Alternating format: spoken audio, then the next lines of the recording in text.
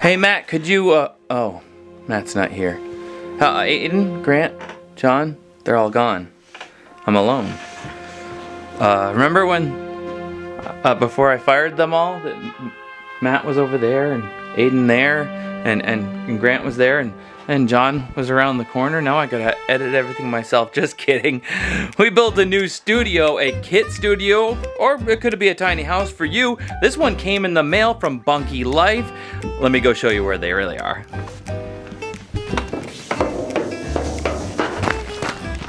There it is, our beautiful Bunky tiny house studio. But before I show you the inside, let me introduce you to my brother. He's the one that built this with the guys while I was away having an adventure.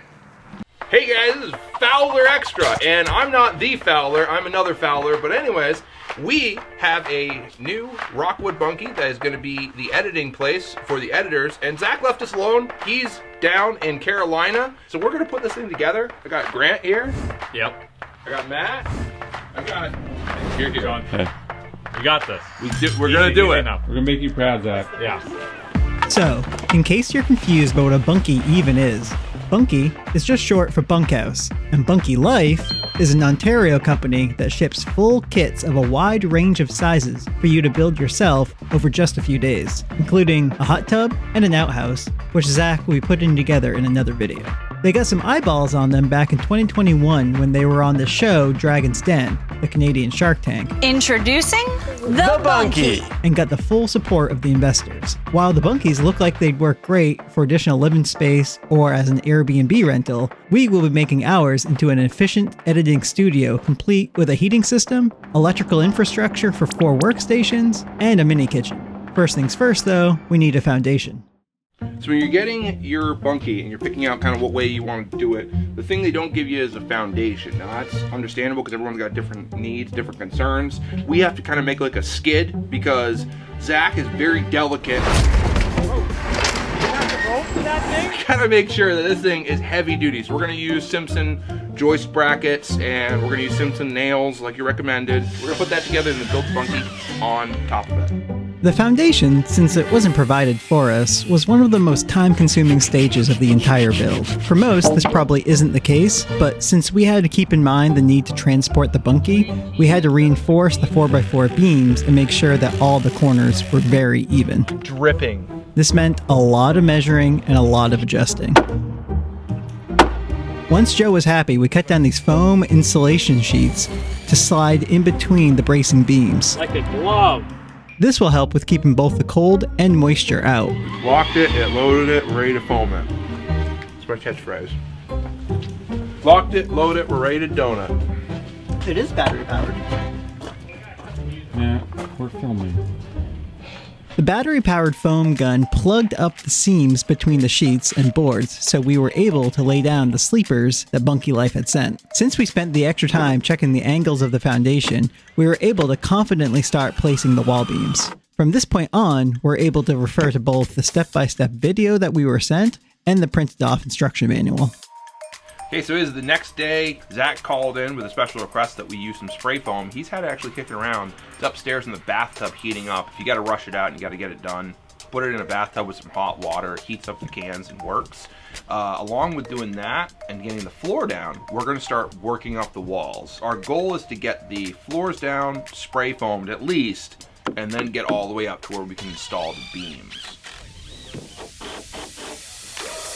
This is where we truly felt the benefits of having the Bunky plan organized and optimized for us, mostly unprofessionals. After a few quick wall layers, it was time to assemble the front door.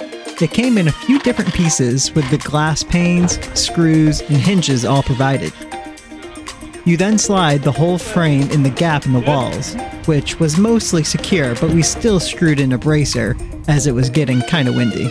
The 2 front windows came pre-made and slid in the same way as the door, and now we were off to the races. We split up into 2 teams where John would pound in a wall plank for Joe to then screw it in place, while Matt was doing the same for Grant on the other side. The last few wall planks before we switched off to the roof beams and gambles went on evenly and seamlessly. But before we were able to take that next step, we wanted to fill in the underside of the floor with the liquid foam that was taking the tubby all day. This is another layer of protection from the cold and moisture and will sit overnight to dry before the floorboards go on. Although the sun and temperature was dropping, we wanted to secure the structural integrity of the building by locking in the first 2 roof beams.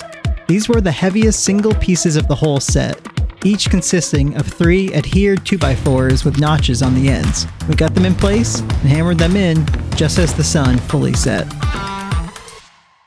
The following day it rained, but that was nothing a staple tarp couldn't fix. Grant and Joe shaved the tops off the foam mountain so the floor planks were able to slide on evenly. The electric nail gun saved probably hours during this stage, which makes having it around worth it, giving its taste for blood. Oh, I got myself! You got me. Kevin says bump's dangerous. Propofol or peroxide or anything? Yeah, you should go wash it. Yeah, I gotta wash it. Holy bagoli! To protect the wood during the next stage of the build, we laid out thick protective paper that kept the mud out, as well as any nicks and dents that might come from a ladder or dropping tools. The gable sides were all clearly labeled and were pre-cut to the roof's angle, which made it pretty easy to visualize what was going on, and as a way to double check if anything was off. The top windows and remaining beams brought us out of the protection the walls provided and into the biting wind, which was only just the beginning of being exposed to the elements, as the next and final step was the roof. It went down much like the floor, with the nail gun really coming through for us.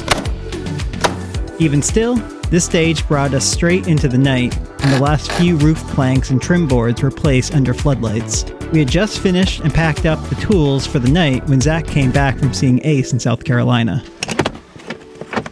Home sweet home! Hey Joe! Hello! What's that? I got a whole new house in the yard here. Yeah. Wow! Yeah. This is awesome! This is so good job, man. This is so awesome.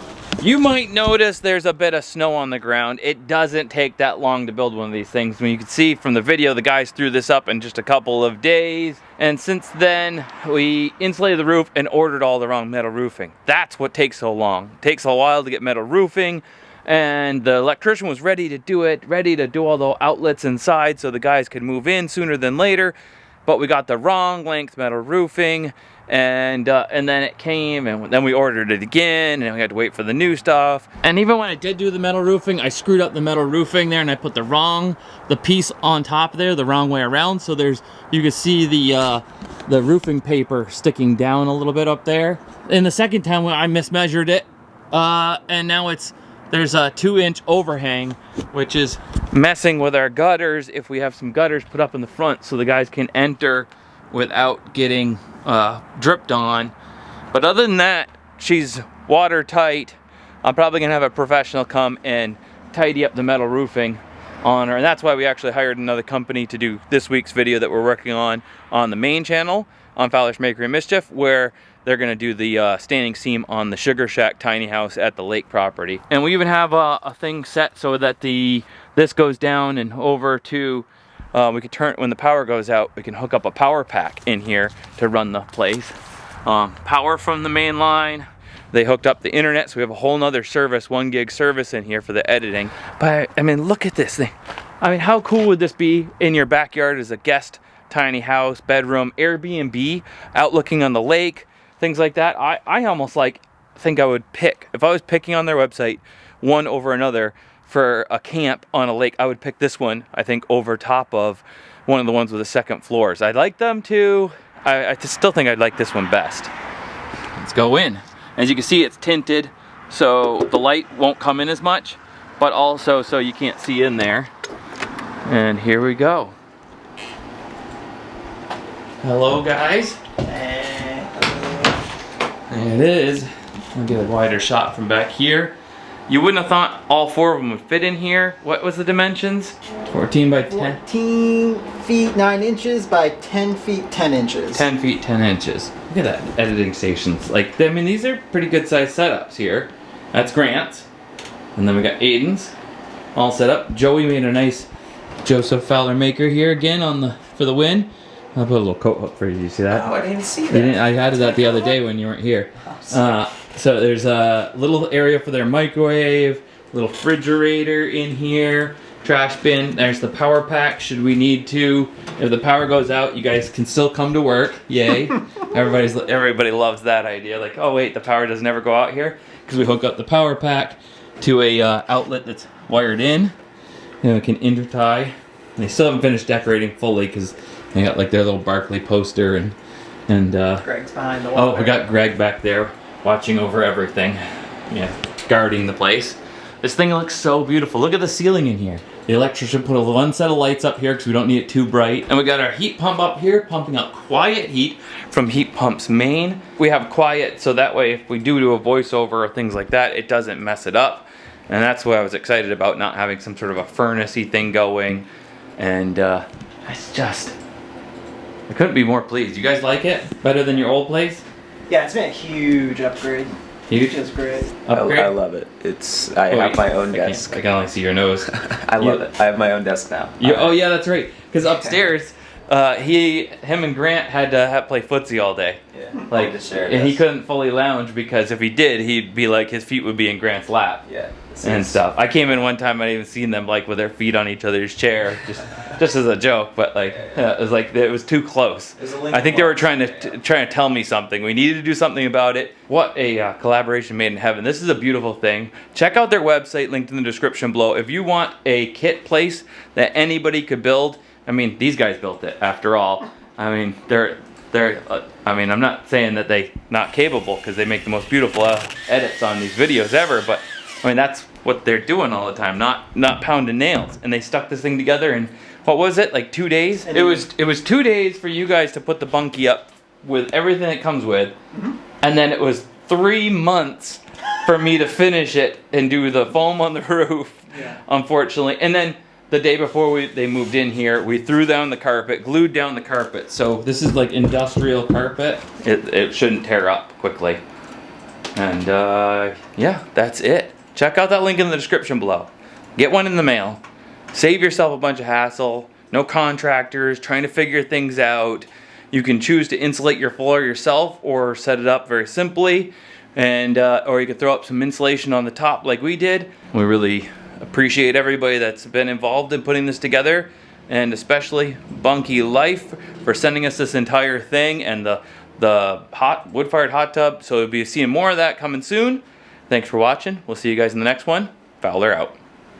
And team. I'll leave you guys to edit quietly. I'll go back to my quiet office. It's getting lonely up there now, though.